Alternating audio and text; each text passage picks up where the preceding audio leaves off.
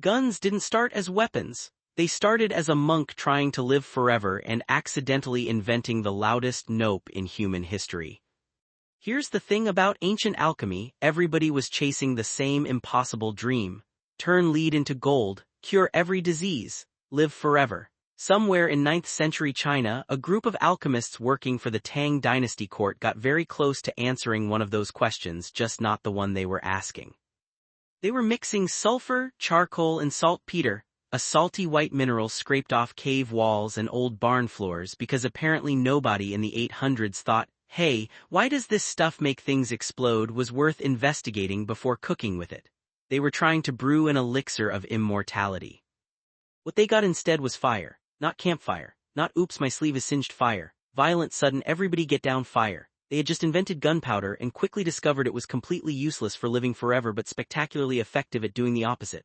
Chinese texts from the era actually warned alchemists to stop combining these ingredients because people kept burning down their labs, eyebrows, and occasionally themselves.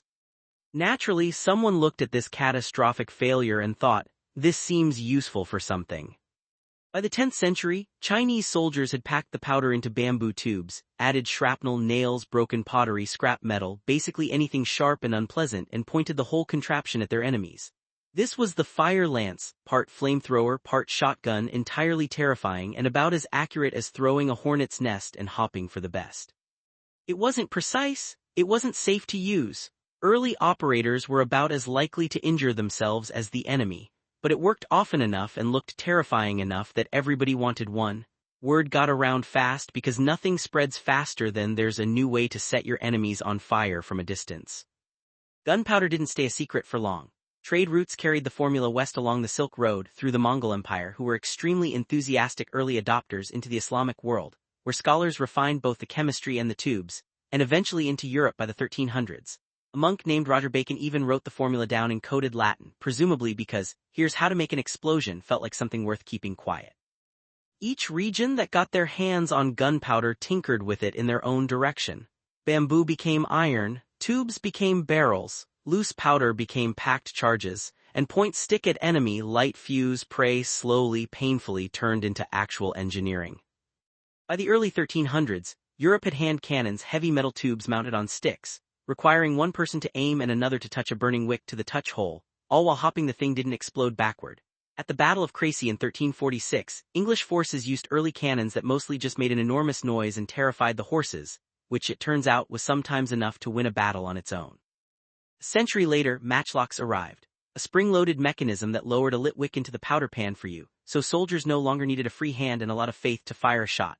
Then came wheelix, using a spinning metal wheel and flint to create sparks, expensive, complicated but reliable enough that a rich noble could finally fire a gun with one hand while riding a horse, which is the 1500s equivalent of using your phone while driving.